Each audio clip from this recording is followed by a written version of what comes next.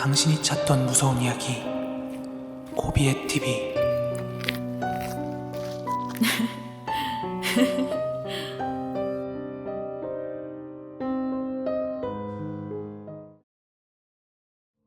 안녕하세요. 오늘 준비한 무서운 이야기는 베트남 이야기인데요. 아마 이거 꽤 흥미로운 괴담일 거라고 생각을 합니다. 이 괴담과 괴담의 진실이 담겨있는 이야기니까 여러분들 한번 집중해서 들어봐 주시면 감사하겠습니다. 그럼 이야기 바로 시작하도록 하겠습니다. 이 이야기는 베트남 남부 쪽 이야기입니다. 여러분들이 잘 알고 있는 호치민, 사이공 이야기고요. 여러분 동남아 여행 가셨을 때 길거리에서 사탕수수 압착해서 쭉 짜서 주스로 파는 거 보셨죠? 특히 베트남 같은 경우에는 이런 사탕수수 주스를 파는 술에 보면 한 여성의 모델 이미지가 들어가 있는 걸 간간히 볼 수 있는데 바로 이 여성 모델에 대한 괴담입니다. 사탕수수 압착 기계가 과거에는 수동으로 작동을 했었는데 이게 전동식 압착 기계가 보급되기 시작하던 완전 초창기, 아직은 대체로 수동으로 작업하던 시절의 이야기입니다. 어느 한 마을에 사탕수수 주스를 팔아서 생계 유지하는 가난하지만 화목한 한 가족이 있었습니다. 그 집에는 아주 동네방네 이쁘다고 소문난 예쁜 딸이 한 명 있었는데 긴 생머리에 동남아에서는 선망의 대상으로 꼽힌다는 비교적 하얀 피부를 가지고 있었는데 이런 미녀분이 웃으면서 사탕수수 주스를 팔고 있으니까 이 여자를 보기 위해서라도 일부러 그 가게를 찾는 청년들이 아주 줄을 설 정도였다고 합니다. 그러던 어느 무더운 여름날의 오후였습니다. 날이 더우니까 손님들이 계속해서 밀려들었고 결국 이게 손으로 짜는 게 한계가 있으니까 그 초창기에 전동으로 압착하는 방식으로 기계를 큰맘 먹고 바꾸게 되었습니다. 그럼에도 불구하고 일이 조금 더 편해졌다 뿐이지 여전히 손님들은 끊임없이 밀려들었고 여자는 땀을 닦을 겨를도 없이 쉴 새 없이 사탕수수를 기계에 밀어넣고 있었습니다. 그러던 바로 그때였습니다. 여자가 잠시 고개를 숙여 바닥에 떨어진 사탕수수를 주우려고 하던 중에 여자의 머리카락이 그만 회전하고 있는 롤러 사이로 빨려 들어가고 말았습니다. 비명을 지를 새도 없이 강력하게 모터가 돌아가면서 여자의 머리를 기계 쪽으로 잡아당겼습니다. 인근에 있던 가족들과 손님들이 황급히 기계를 멈추려고도 해봤지만 이미 늦어버렸습니다.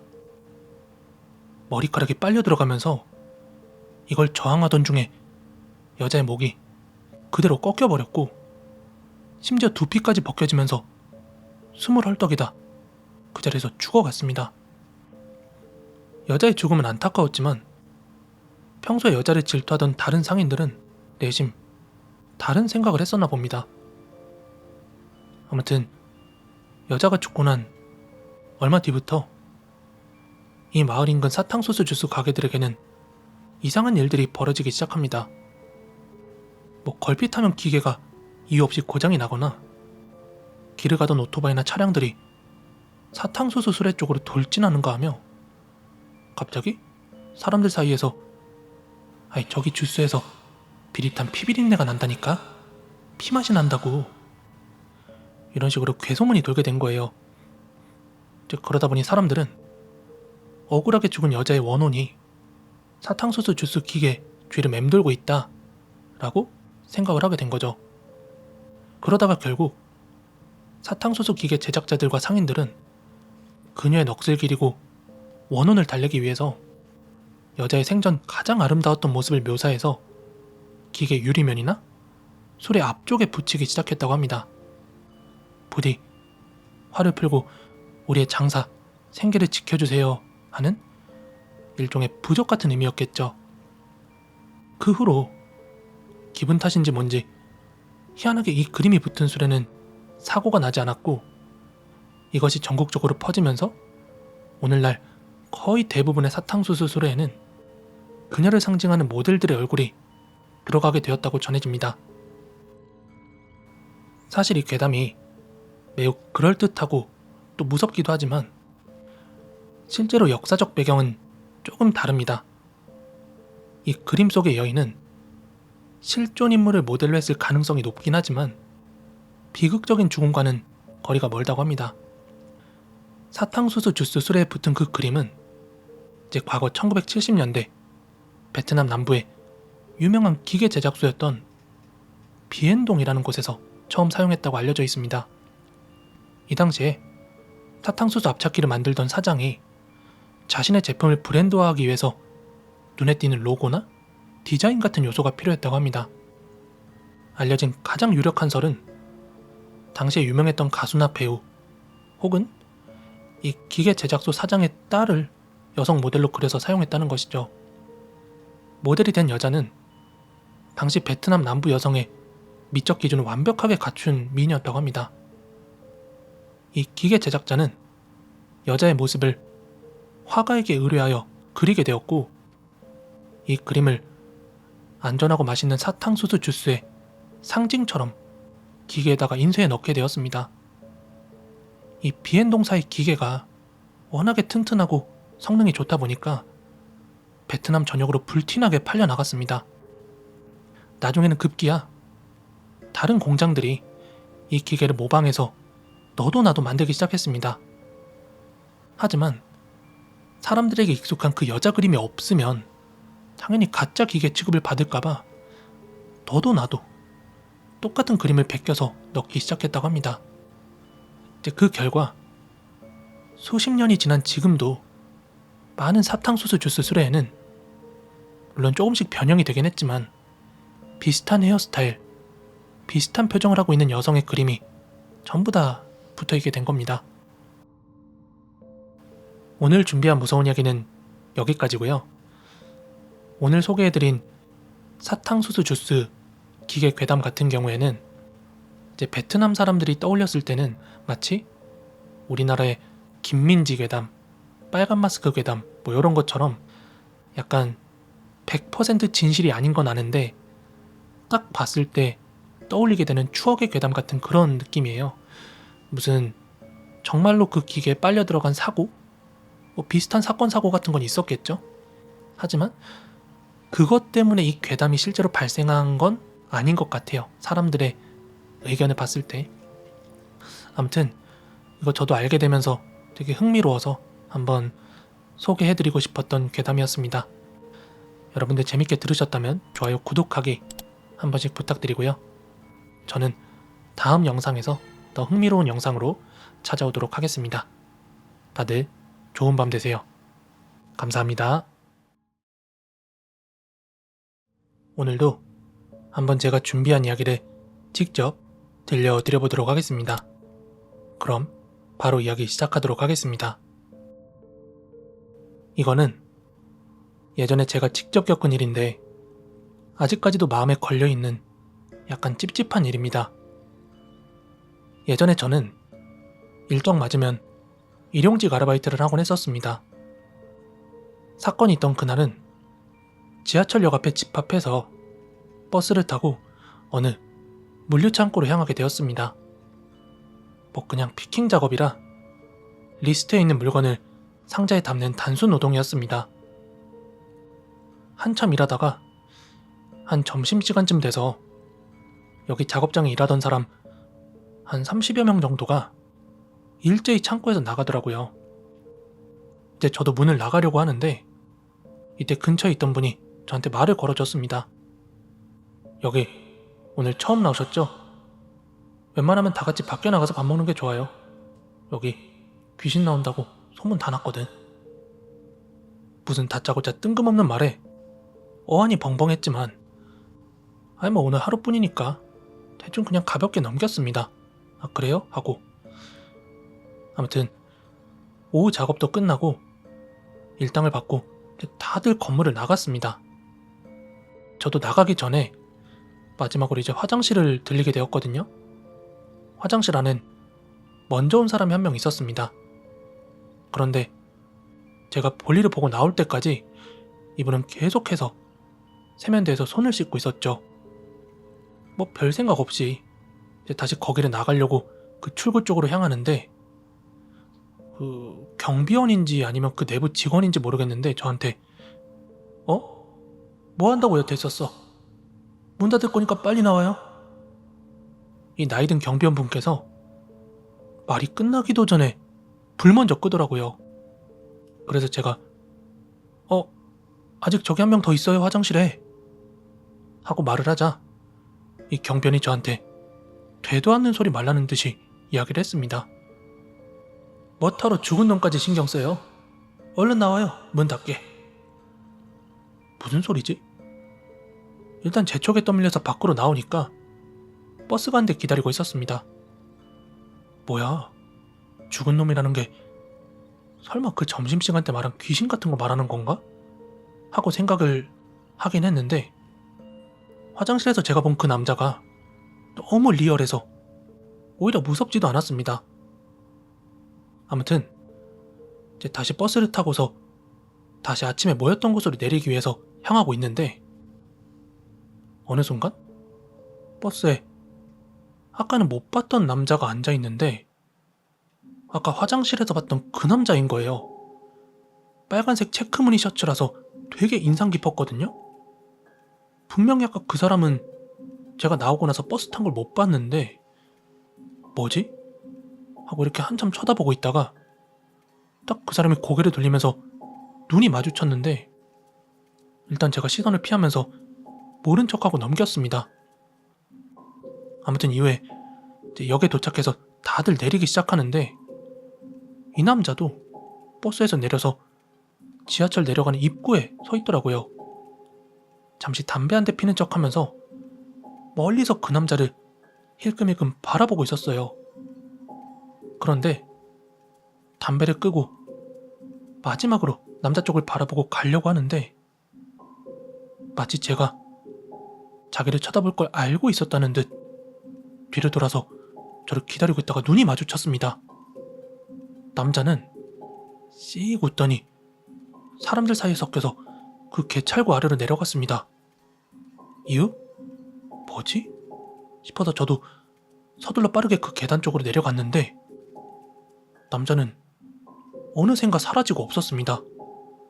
말도 안 되는 게, 이 지하철 내려가는 계단이 상당히 길었고 이 남자랑 같이 내려간 남자들은 아직 중간도 못 내려가고 있는 상태였기 때문이에요. 뭐였을까요, 그 남자?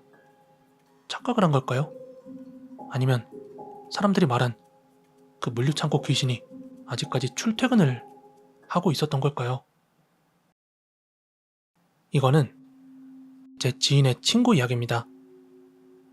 이제부터 말할 사건이 일어난 마을에서는 당시에 연속 방화 사건이 발생하고 있었다고 합니다. 사망자는 아직 없었고 전부 작은 화재로 끝났지만 뭐 위험하다는 사실은 변함이 없었습니다. 이렇게 불을 지르는 집은 일반 가정집도 회사도 공터도 가리지 않고 방화가 일어났다는 점이죠. 아무튼 이 지인의 친구분께서는 직원이 50명 조금 안 되는 어느 회사를 운영하고 있었는데 이 당시에 사원 모집 중이었다고 합니다. 모집하던 건 경력자였고 바로 업무로 투입될 수 있는 인력이 필요하단 거였죠.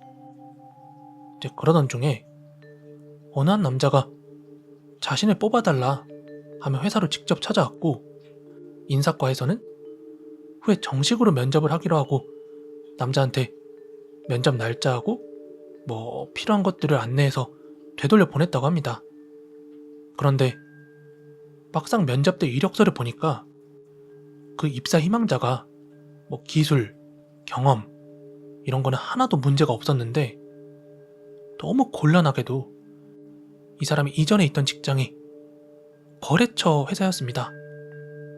이 사람은 고용하고 싶은 마음은 굴뚝 같았지만 만약에 이런 상태로 고용하면 나중에 거래처한테 당신네가 우리 직원 빼갔다 뭐 이런 소리를 들을 수도 있으니까 이제 타이른 거죠. 미안하지만 우리가 고용이 어렵게 됐다. 당신이 있던 회사가 우리랑 거래처 회사라서 되게 곤란하게 됐다 우리가. 이렇게 좋게 타일러서 거절했다고 합니다. 이 입사 희망자분께서도 그냥 고개를 끄덕끄덕하면서 납득하고 돌아갔다고 합니다. 그리고 이 일도 까맣게 잊은 후 몇 달이 지났는데 회사로 형사들이 방문을 했다고 합니다. 형사들이 물어보길 누구누구 씨라는 사람 혹시 아십니까? 하고 물었는데 잊을 수 없었답니다. 몇 달 전에 면접을 본 바로 그 사람의 이름이었고 네, 알고 있습니다. 하고 사정을 설명했더니 형사들이 설명을 해주더래요. 위험할 뻔했습니다. 사실 그 남자 이전부터 계속되고 있는 연속 방화 용의자입니다. 무슨 일인고 들어보니 이 남자가 무슨 자신한테 원한이 있는 회사나 지인들 집에다가 계속해서 불을 지르고 있었다고 합니다. 이거를 위장하기 위해서 전혀 관계없는 장소에도 섞어가면서 불을 질렀다고 합니다. 아까 말한 무슨 공터 같은데요. 그러다 보니까 이 남자가 면접에 가서 거절당한 회사들도 여러 피해를 봤다는 겁니다. 하지만 이 사장님의 경우에는 그 면접 거절의 이유가 그의 인격이나 무슨 조건 이런 게 아니라 단지 그냥 회사 이해관계 때문에 거절한 거라서 이 사람도 납득할 수 있었는지 방화를 당하지 않았다고 설명을 하는 거예요. 이 남자가 면접을 갔던 회사는 거의 전부가 방화를 당했다고 합니다. 만약에 이전에 면접에서 혹시라도 다른 이유로 거절을 했더라면 자칫 사장님 가족은 전부 죽었을지도 모른다고 합니다. 왜냐하면 사장님의 자택이 바로 회사 건물이랑 붙어 있었고 가까이에 주유소도 있었기 때문에 만약에 불이 붙었다가 그게 주유소로 옮겨 붙었으면 정말 폭발도 피할 수 없었을 거라고 얘기를 합니다. 이제 그러면서 이 지인 사장님께서 하시는 말씀이 야, 사람은 정말 봐도 봐도 모르겠다. 아니 그 사람 전혀 방화범으로는 보이지 않았어. 라고 말씀을 하셨다고 합니다. 오늘 이야기는 여기까지고요. 여러분들 재밌게 들으셨다면 가시기 전에 좋아요, 구독하기 한 번씩만 부탁드리겠습니다. 저는 내일 더 재밌고 무서운 이야기로 찾아오도록 하겠습니다. 다들 좋은 밤 되세요. 감사합니다. 안녕하세요. 코비의TV입니다. 현재 90년 말띠인 저는 어릴 때도 무서운 거 많이 좋아했는데요. 유치원하고 초등학교 때 현재 심야괴담의 세대분들이 즐겨보는 것처럼 이제 저도 항상 즐겨보는 3대장 프로그램이 있었어요. 먼저 전설의 고향, 토요미스테리 극장, 마지막으로 이야기 속으로 이렇게 각각 KBS, SBS, MBC 간판 공포 프로그램들이었는데요. 이제 그 중에서도 오늘은 이 전설의 고향 촬영장 이야기를 준비해봤습니다. 이 전설의 고향 촬영 당시에 보조 출연자 출신이라는 분의 이야기인데 이게 한 10년 전쯤 인터넷에 올라왔던 이야기인데 요거를 1인칭으로 한번 들려드려 보도록 하겠습니다. 이 당시 촬영장에서 귀신분장한 연기자들은 반드시 다른 사람들과 마주치면 본인의 기수하고 이름을 3번 외쳐야만 했습니다. 이거는 전설의 고향뿐만이 아니라 귀신분장이 들어가는 어느 세트장이나 다 비슷했어요. 왜냐하면 특히 밤에 이렇게 기수랑 이름을 외치지 않으면 분장한 연기자를 보고 꼭 기절하는 사람들이 하나씩 나왔어요. 생각해보면 안 나오는 게 이상한 거죠. 한밤중에. 아무튼 저는 공채 연기자가 아니고 말 그대로 그냥 보조 출연 엑스트라라서 이런 귀신 분장을 한 번도 안 해봤습니다. 뭐 주로 마을 사람 1, 농부 2 이런 역만 맡았었죠. 밤 촬영도 거의 해본 적이 없었습니다. 아무튼 그러다가 어느 한 번은 우연찮게 밤 촬영이 잡혔던 날이었는데요. 밤 촬영 같은 경우는 이제 주로 이름 되면 알만한 유명한 탤런트 분들이 참여하기 때문에 촬영 대기하는 시간도 꽤 길어지기도 합니다. 원래 보조 연기자는 그 촬영 대기하는 곳에서 움직이면 욕을 엄청 먹는데, 하지만 당시에는 제가 젊고 패기 넘칠 때라 보조 연기반장 몰래 담배를 피러 나갔었습니다. 그리고 거기서 한참 담배를 피던 중에 머리를 산발하고 엄청 창백한 여자 한 명을 만났어요. 어두컴컴하니까 너무 깜짝 놀랐는데, 아무리 봐도 이게 귀신이라고 하기엔 너무 현실감이 넘치고 사람이 분명해 보였거든요. 특히 머리 위는 귀신 분장인데 아래는 하얀 평상복 같은 걸 입고 있으니까 이게 꼭 그 촬영 직전에 분장만 한 여자 연기자 같았습니다. 그래서 저도 모르게 일단 고개 숙여 인사하고 담배를 급하게 끄고 다시 촬영장으로 복귀를 했죠. 이 복귀하는 길에 중간에 저승사자 분장한 남자 연기자분이랑 마주쳤는데, 저 멀리서 이 연기자분이 여기 누구누구입니다 하고 3번을 외치시는 겁니다. 이번엔 놀라지 않고 수고하십니다 인사하고 스쳐 지나갔어요.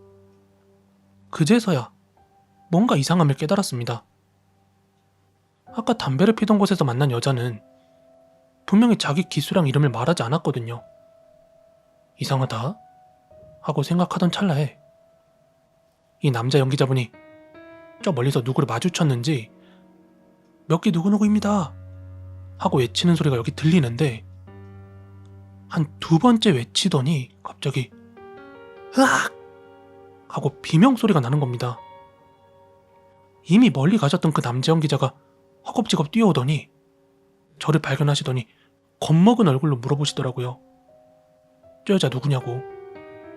일단 저는 진정하시라, 왜 그러시냐고, 무슨 일인지 말씀 좀 해보시라 하고 이야기를 했더니, 아까 그 여자가 본인 기수랑 이름을 외쳤더니 그걸 그대로 거꾸로 읽더랍니다. 결국 이날 촬영장에서는 이 여자를 다시 마주치는 일이 없었습니다. 이 여자 사람이었을까요? 귀신이었을까요?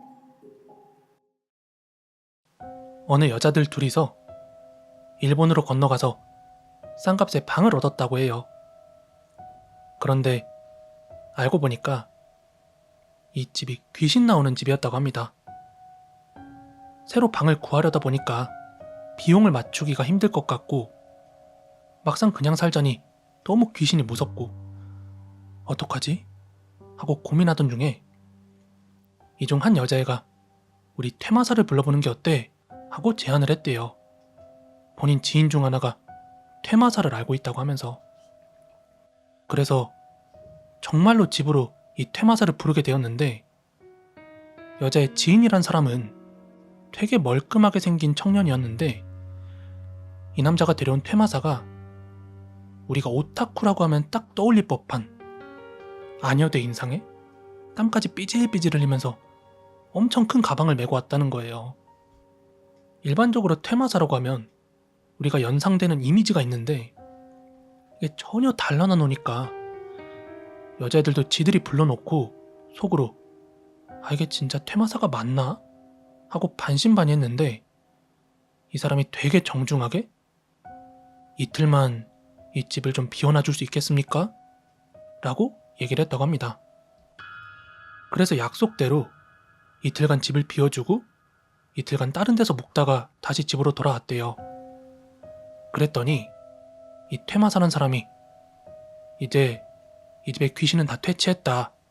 2번 다시 나오지 않을 겁니다. 혹여 이후에도 또 귀신이 나온다면 한번 제대로 된 퇴마사를 찾아가 봐라 하고 얘기를 해줬다고 합니다. 반신반의하면서 이제 거기서 다시 지내기 시작하는데, 정말로 이날 이후로 전혀 귀신이 나타나지 않더라는 거예요. 다음에 다시 만나서 이제 수고비를 건네면서 어떻게 이렇게 귀신을 쫓을 수 있었냐 하고 물어봤는데, 여기서 알게 된 사실이 이날 그 퇴마사랍시고 온 덕후랑 멀끔한 그 남자 있죠? 이 둘이 어느 아이돌의 팬으로 콘서트 따라다니는 게 낙이었다고 합니다. 그러던 어느 날 타 지역에 사는 콘서트를 가게 되었는데, 보통 대형 아이돌이 어느 지역에 뜬다 하면 숙소 예약도 꽉 차고 가격도 오르잖아요. 하필이면 모든 숙박업소가 10,000원이었대요. 막상 가긴 갔는데 노숙을 할 순 없으니까 아무데나 그냥 보이는 집 한 곳을 찾아가서 방 남는 거 있냐, 혹시 창고 같은 곳에라도 묵을 수 있냐, 사례는 지불하겠다 라고 물어봤는데, 그 집주인이었던 할아버지가 집 밖으로 나오시면서 망설이더니 여기 빈 방이 있지만 그 방이 귀신 나와서 못 빌려준다 하고 거절을 했다고 합니다. 하지만 사정사정해서 원망하지 않을 테니까 하룻밤만 재워달라 하고 그렇게 쪼르는 바람에 결국에는 그 방에서 머무르게 되었대요. 말은 그렇게 했지만 막상 밤이 되니까 너무너무 거기 있기 무섭더라는 거예요. 그래서 무서움을 달래기 위해서 그 아이돌 노래를 틀어놓고 에이, 연습한다는 셈 치고 여기서 춤이나 추자, 그리고 콘서트 가서 제대로 응원해주자 하면서 막 이렇게 혼자서 춤을 췄대요. 슬슬 몸에 열이 오르자 남자가 옷도 벗고 땀을 삐질삐질 흘리면서 열심히 춤을 추는데, 어느 순간 무리데스, 더 이상은 견딜 수가 없어 하고 환청이 들리는가 싶더니 이 집에 감돌던 오싹한 기운들이 말끔히 사라져버렸다고 합니다. 그 뒤로 주변 사람들 중에 귀신 때문에 고생하는 사람들이 있으면 그 집 찾아가서 막 아이돌 댄스를 쳐주곤 했다고 합니다.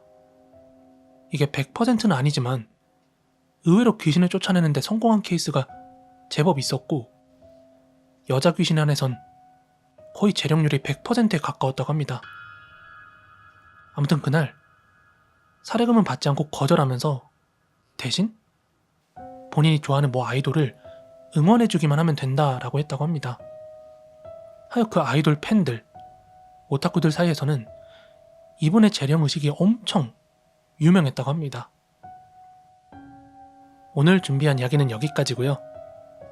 두 번째 이야기 같은 경우는 이거 자칫 웃긴 이야기처럼 들려질 수도 있는데, 이게 보니까 생각보다 유명한 이야기더라고요.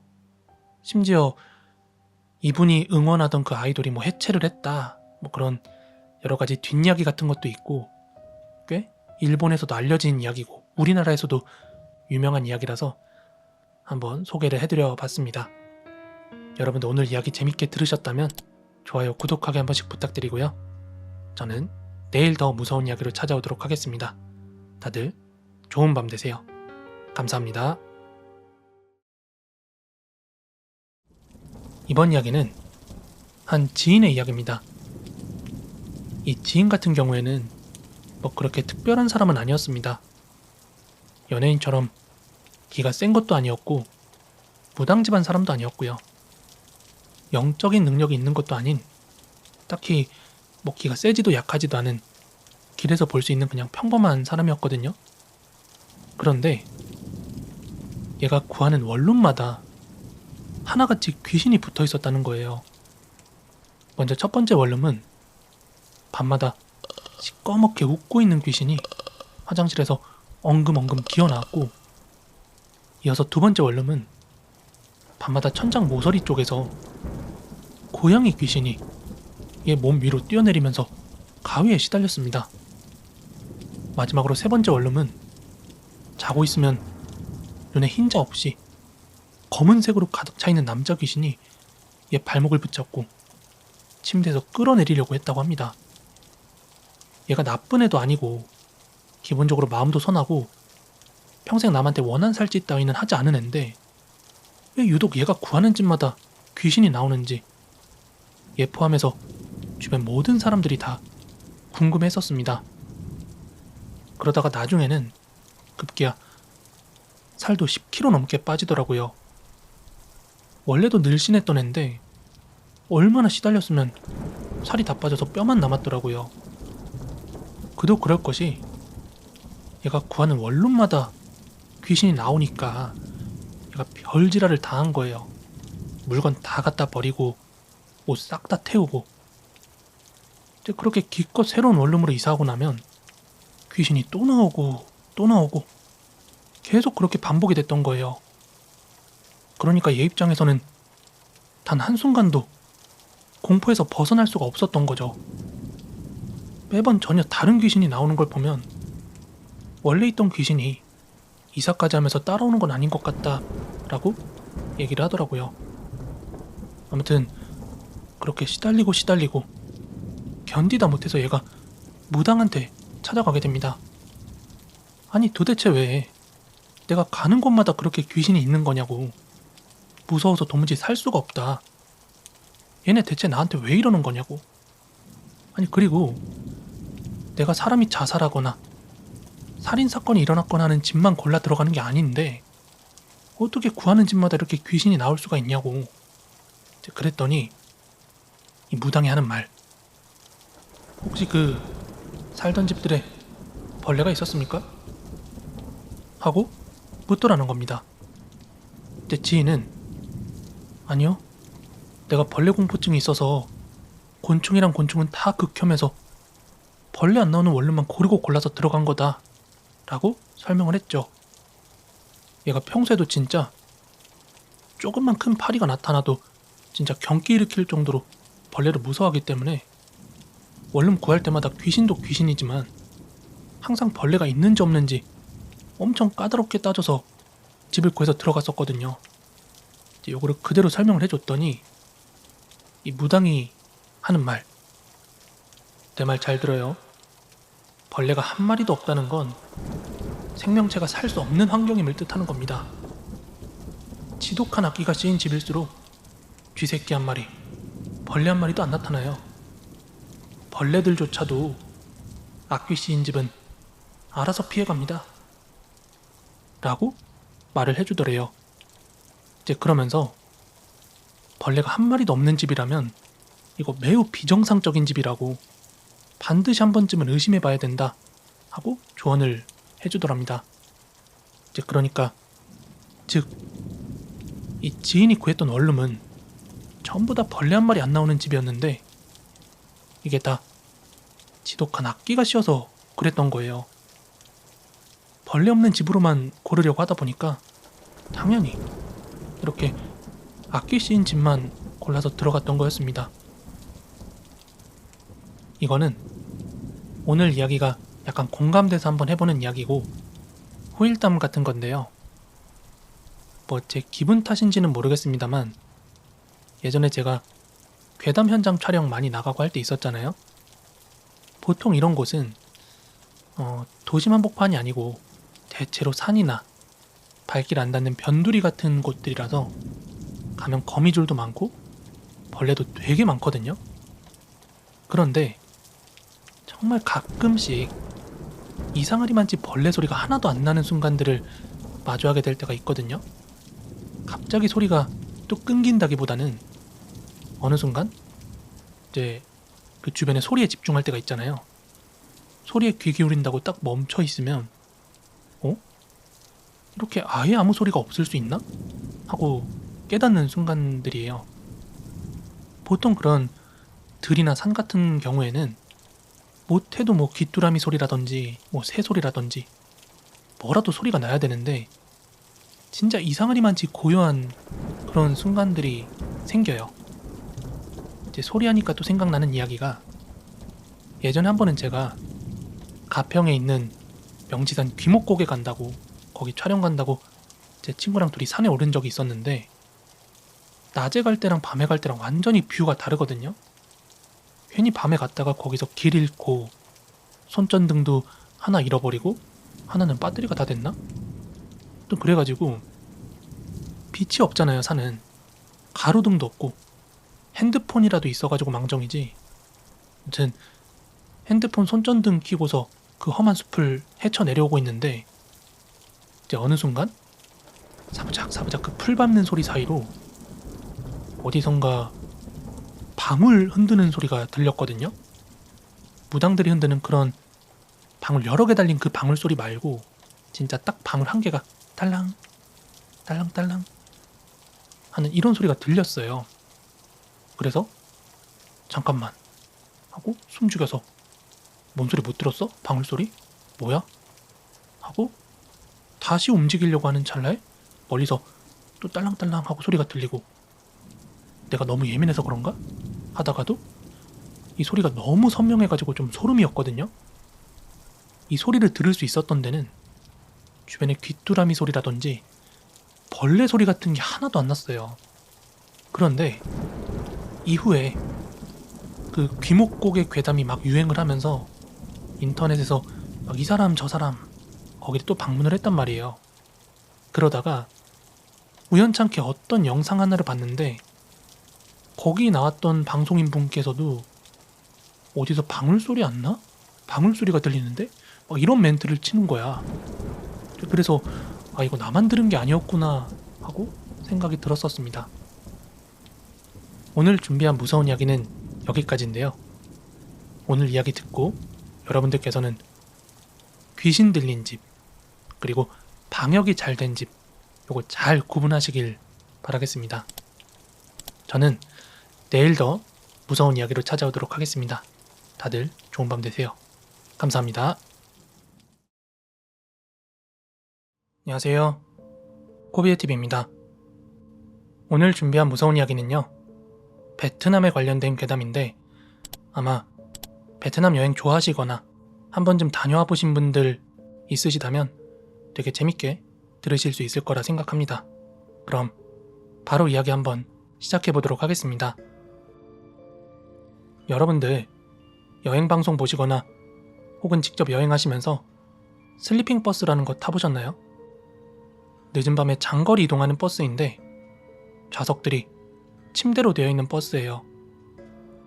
호치민에서 하노이 혹은 달랏이나 다낭 등 장거리 이동할 때 필수적인 교통수단입니다. 하지만 이게 칠흑 같은 어둠 속 가로등 하나 없는 국도를 몇 시간이고 달려야 되거든요. 물론 탑승객들은 자면서 갈 수 있으나 밤새 운전을 해야 되는 이 운전기사들한테는 여러 가지 경험담들이 전해지고 있습니다. 가장 많이 알려진 대표적인 3가지 이야기를 소개해드려 볼게요. 먼저 첫 번째는 주로 강과 수로가 많은 베트남 서부 지역이나 해안도로를 달리는 기사들 사이에서 전해지고 있는 이야기입니다. 어느 폭우가 쏟아지는 늦은 밤이었대요. 막차를 몰던 기사가 인적 드문 국도변에서 한 여자가 손을 흔들고 있는 걸 본 겁니다.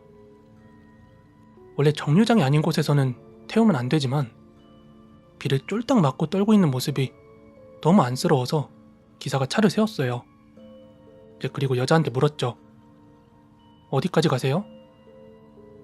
여자는 전혀 대답이 없이 창백한 얼굴로 고개만 끄덕이고는 안쓰러우니까 기사가 자기 쓰던 담요를 건네준 겁니다. 여자는 그 담요를 두르고 가장 뒷자리 구석진 침대 칸으로 들어갔다고 합니다.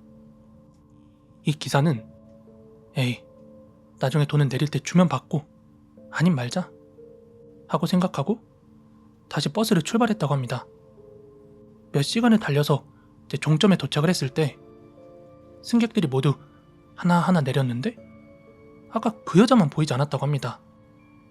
이 기사는 여자가 자고 있나 싶어서 이제 터덜터덜 뒷자리 쪽으로 다가갔어요. 하지만 거기엔 여자는 없었습니다. 여자가 앉아있던 자리는 축축하고 비릿한 냄새가 나는 물웅덩이만이 흥건하게 남아있었고 아까 전에 기사가 탈 때 빌려줬던 그 담요는 물에 젖은 채 가지런히 개어져 있었다고 합니다. 나중에 알고 보니까 이 버스가 지났던 도로 근처 강가에서 얼마 전에 익사 사고가 있었고 아마도 집으로 돌아가고 싶었던 물귀신이 버스에 올라탔던 것 아니냐라고 하는 이야기입니다. 이 베트남 사람들은 물귀신이 머물거나 지나간 자리에는 항상 비린내가 나는 물기가 남는다라고 생각한다고 합니다. 그리고 다음 이야기인데요. 새벽 2시경에 한 손님이 길가에서 차를 세웠다고 합니다. 모자를 깊게 눌러 쓴 남자는 아무 말 없이 그냥 표값을 내더니 그대로 중간 자리에 가서 눕더래요. 이 기사는 뭐 그저 피곤한 손님이겠거니라고 생각을 했다고 합니다. 그리고 한참을 달려서 휴게소에 들렀는데 여기서 인원 점검할 때였대요. 이제 다시 버스가 출발하기 전에 기사가 인원 체크한다고 이 차 내부를 돌고 있었는데 그 남자가 누워있던 자리를 보고 으악 하고 비명을 지르고 맙니다. 사람은 온데간데 없고 이제 그 자리에는 사람 옷을 입힌 작은 바나나 나무 줄기로 만든 인형 같은 게 덩그러니 놓여 있었기 때문이에요. 한국으로 쳤을 때는 뭐 볏짚 인형 같은 거겠죠? 이제 그리고 나서 뭔가 의아했더니 버스 기사가 아까 그 남자를 태울 때 받았던 돈을 확인해 보니까 이게 진짜 돈이 아니라 베트남에서 제사 지낼 때 태우는 가짜 돈으로 바뀌어 있었다고 합니다. 이거를 저승돈이라고도 하는데 베트남 시장 같은 데 가면 돈다발 같은 거 놓여 있는 거 본 적 있으실 거예요. 그게 포장돼서. 이거 제사 지낼 때 쓰는 가짜 돈이거든요. 아무튼 우리나라의 그 대수대명의 개념과 비슷한 이야기인데 누군가가 이제 자신의 애군이나 죽음을 피하기 위해서 사람 대신 볏짚 인형의 저주를 담아 그 버스에 태워보낸 것이죠. 일면식도 없는 기사나 다른 승객에게 자신의 불행을 떠넘기기 위해서인 건데 기사들은 혹여 이런 일을 겪게 될 경우에 즉시 운행을 멈추고 제사를 지낸다고 합니다. 또 만약에 오래된 버스의 경우에는 겸사겸사 폐차하는 경우도 있었다고 합니다. 마지막으로 베트남에서 가장 위험하고도 험한 도로 중 하나라는 하이방 고개를 넘던 한 기사의 실화로 알려진 이야기예요. 어느 늦은 밤에 꾸불꾸불한 산길을 혼자 운전하던 그 버스 기사가 길가에 서 있는 한 할머니를 발견하게 됩니다. 이 밤중에 웬 할머니지? 라고 생각이 들었지만 워낙 위험한 산길이니까 멈추지 않고 그냥 지나치려고 했다고 합니다. 그리고 잠시 뒤 제 백미러를 본 그 버스 기사가 완전히 기절초풍할 뻔했다고 합니다. 방금 지나쳤던 그 할머니가 이 버스의 속도랑 똑같이 창문 옆을 달리면서 기사를 쳐다보고 있더래요. 할머니가 무표정한 얼굴로 덤덤하게 창문을 똑똑 두드리면서 이렇게 말했다고 합니다. 내 팔이 문에 끼었어. 놀란 기사가 황급히 급정거를 하고 확인을 했지만 아무도 없었습니다. 이 기사의 경험담이 제 동료, 주변 사람들을 통해서 전해지자 사람들 사이에서는 이 소문이 더욱더 공포스럽게 다가왔어요.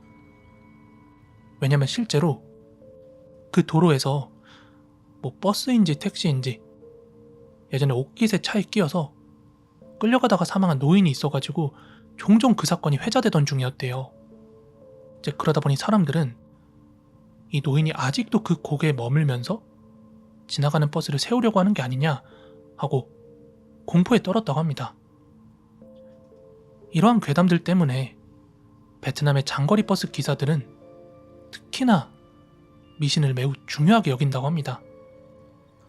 여러분들 중에 혹시 베트남 여행 가셔서 대중교통 이용해보신 분들 계신가요?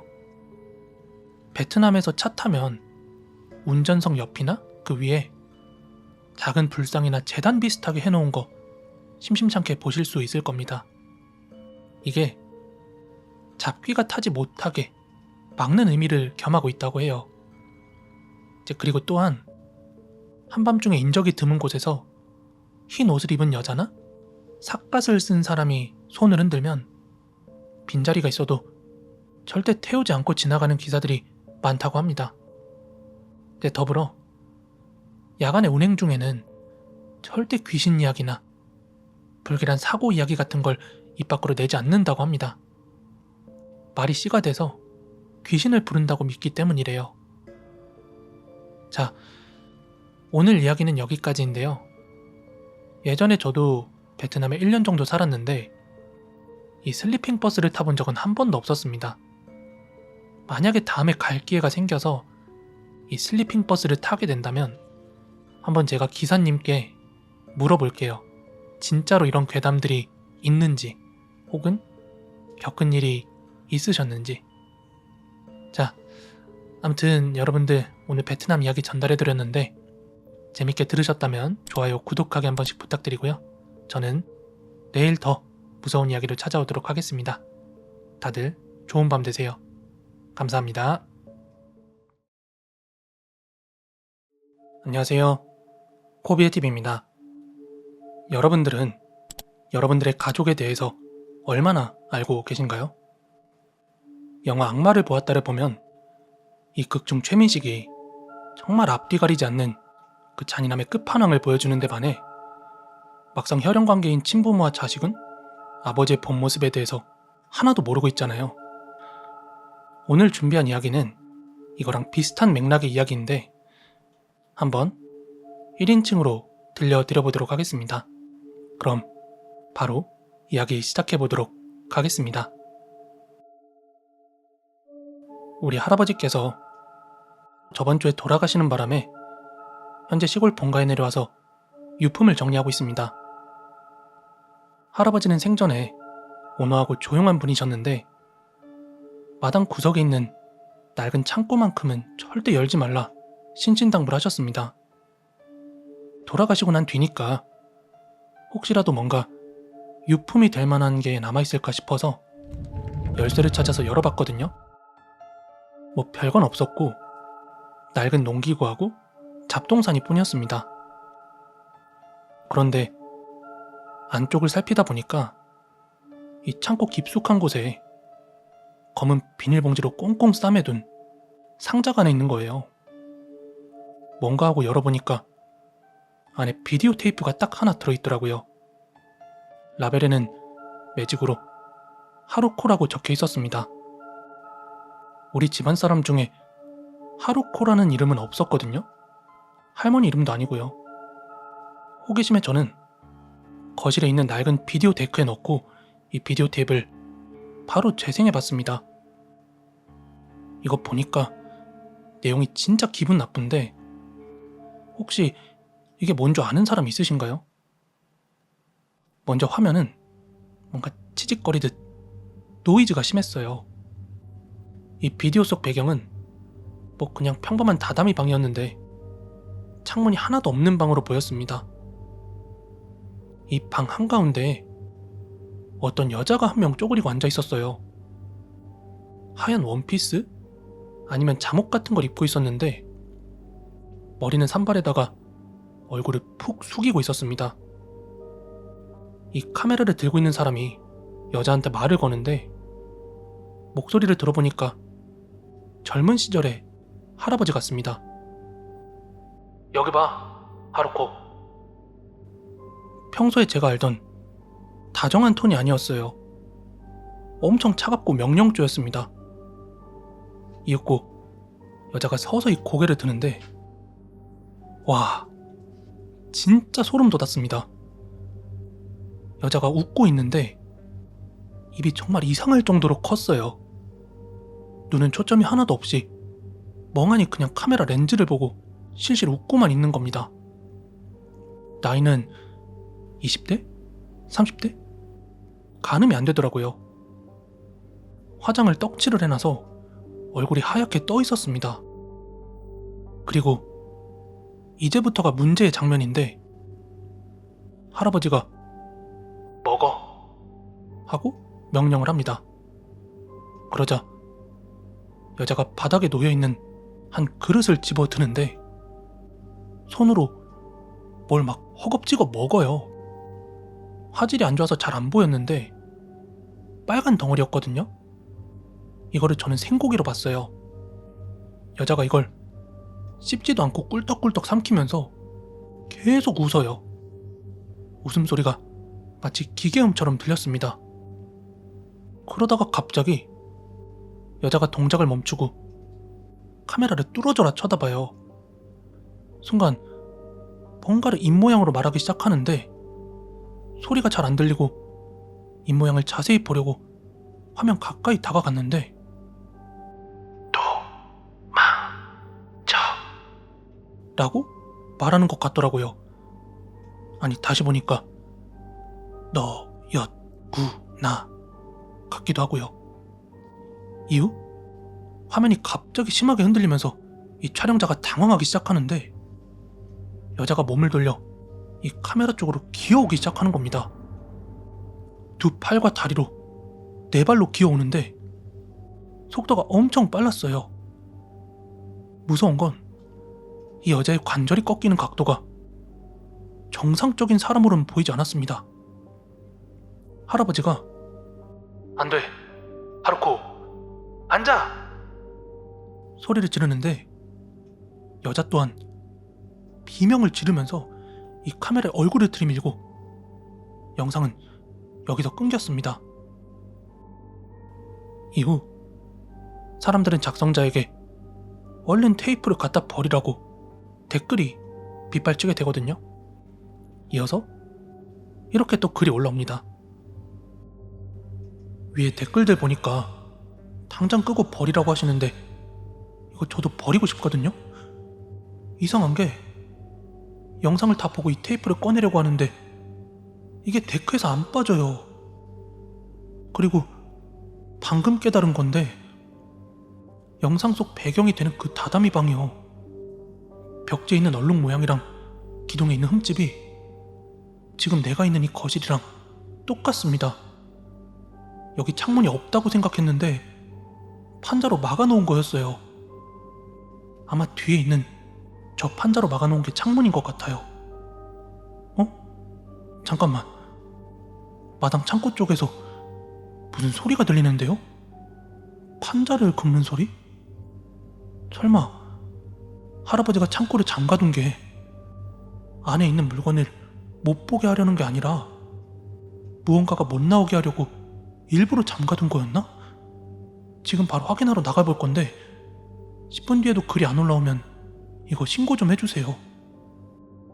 이 글을 마지막으로 이후에 무슨 추가적인 업로드는 전혀 없었다고 합니다. 이야기는 여기까지인데요.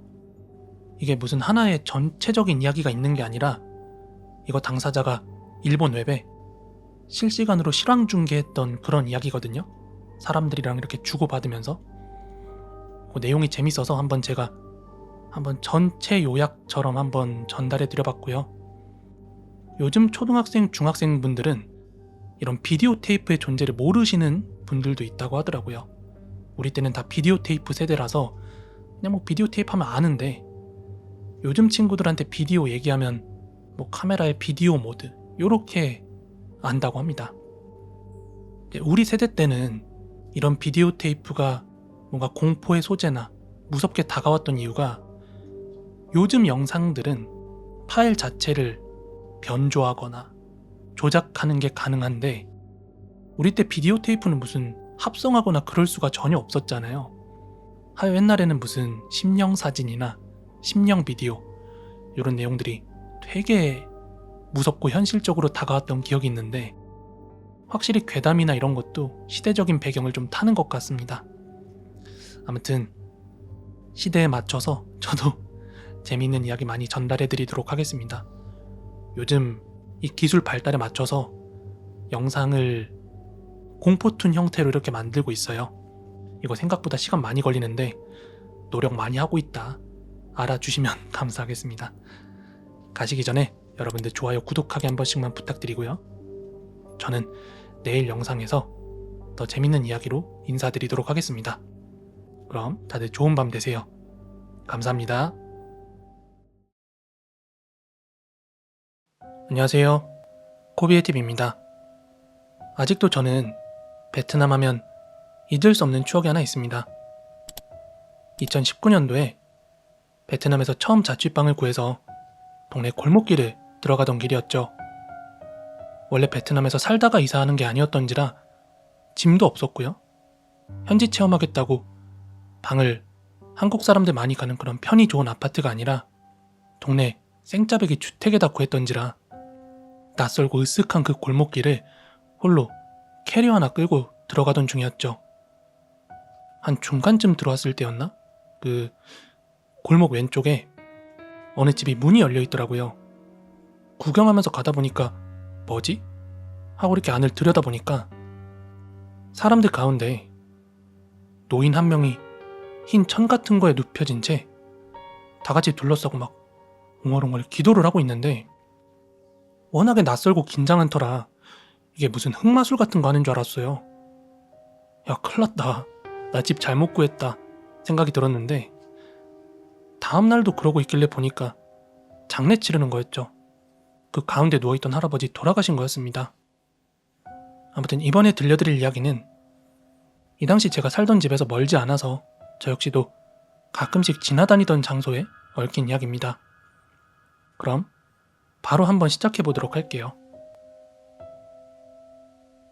호치민 1군 가장 번화한 도심 한복판에 레반땀 공원이라는 큰 공원이 있습니다. 여기 베트남의 군은 한국의 지역구 같은 개념인데 1군이면 종로구쯤으로 보시면 되겠습니다. 이 레반땀 공원은 낮에는 시민들의 평화로운 휴식처지만 밤이 되면 호치민에서 음기가 가장 강한 곳으로 여겨졌다고 합니다. 과거 현지인들 사이에서는 밤 10시 이후에는 절대로 저 공원 깊숙이 들어가지 말라 하고 경고를 하기도 했대요. 이 공원에 괴담이 많은 이유는 단순한 소문이 아니라 이 땅에 얽힌 역사 때문입니다. 1980년대 이전까지는 이곳이 공원이 아니었어요. 예전에 프랑스 식민지 시절부터 존재했던 공동묘지였습니다. 그러다가 1983년도쯤에 도시개발계획에 따라 당국이 이 거대한 묘지를 공원으로 만들기로 결정을 했고, 앞으로 2개월 이내에 모든 묘지들을 이장해라 하고 명령을 내렸다고 합니다. 하지만 기한 내에 연고자가 나타나지 않은 수많은 무연고 묘지들이 문제였다고 해요.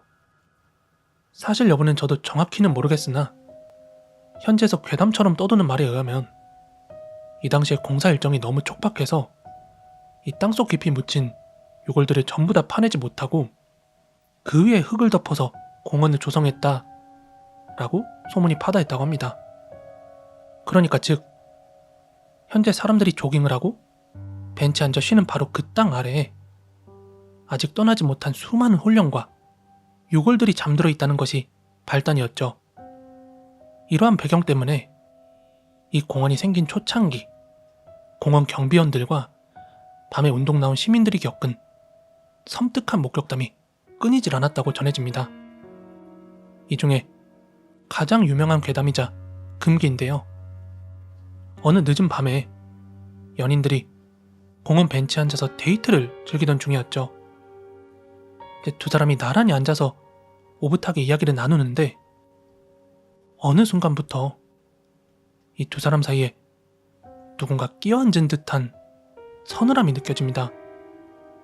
이 둘은 분명히 손을 잡고 있었는데 잡고 있던 손이 얼음장처럼 차가워지거나 어깨가 무거운 것 같아서 옆을 쳐다보면 희미한 형체가 이 둘 사이에 앉아서 빤히 쳐다보고 있다 하는 여러 목격담이 동시다발적으로 들려왔다고 합니다. 즉 그래서 현지 어르신들은 밤에 거기 공원 벤치 앉을 때 옆자리 너무 비워두지 말라고 경고를 한대요. 거기 귀신 자리 된다고. 그리고 이 공원엔 수십 년 된 거대한 고목들이 많은데요. 이 공원 조성 당시에 나무를 새로 심거나 옮겨 심기 위해서 땅을 팔 거 아니에요. 이때 사람의 뼈 조각이나 머리카락 뭉치가 나무 뿌리에 엉켜 나왔다 라는 이야기가 아름아름 전해지고 있다고 합니다. 그래서인지 밤에 나무 근처에 서 있으면 땅 밑에서 무거워, 비켜 이러면서 웅얼거리는 신음소리가 들리거나 나무 그림자가 사람 형상으로 변해서 움직인다 라는 이야기들도 있어요. 그리고 특히 비 오는 날 밤에 나무 아래서 비를 피하던 사람들이 정체불명의 하얀 옷을 입은 여자를 목격했다라는 소문도 심심찮게 들려온다고 합니다. 마지막으로 이 공원 인근에서 야식을 파는 노점상들이 겪은 일입니다. 늦은 밤에 이 공원 깊숙한 곳에서 누군가가 여기 쌀국수 하나 갖다 주이소 하고 손을 흔들더래요. 베트남 사람들은 이렇게 쌀국수 포장해서 길거리에서 쪼그려 먹고 하는 경우 되게 많거든요. 그래서 이 노점상이 국수를 포장해서 그 배달을 갔는데 막상 그 자리에 가보면 아무도 없었다고 합니다. 대신 그 자리에서 오래된 향냄새만 진동을 했다는 거예요. 상인들은 배고픈 귀신들이 옛날 생각에 음식을 주문한 거다라고 생각하면서 그런 날은 재수가 없다고 생각하고 장사를 접는다고 합니다. 실제로 이 레반땀 공원은 나무가 매우 울창한데 한낮에도 그늘진 곳은 어둑어둑합니다. 2000년대 초반까지만 해도 이 공원은 밤이 되면 약물 중독자들이나 매춘부들이 모이는 그런 우범지대였기 때문에 밤에는 귀신보다 사람이 더 무섭다라는 말이 나올 정도였다고 합니다. 오늘 준비한 이야기는 여기까지고요. 오늘 소개해드린 이 레반땀 공원 1군에 있다고 했잖아요. 이 당시 제가 살던 곳이 3군이었는데 그 강 같은 게 하나 흘러요. 이 강 하나만 건너면 이제 3군에서 1군으로 군이 바뀌는데 아무래도 그러다 보니까 저도 이 레반땀 공원 근처를 오토바이 타고 많이 지나다니게 됐었어요.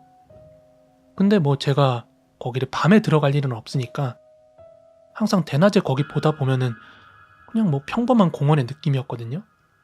근데 요 베트남 괴담들 요즘에 좀 알아보다 보니까 또 재밌는 것도 많고 제가 직접 지나왔던 곳들도 많이 보여서 앞으로 하나하나 재밌는 것들 소개해드리도록 하겠습니다.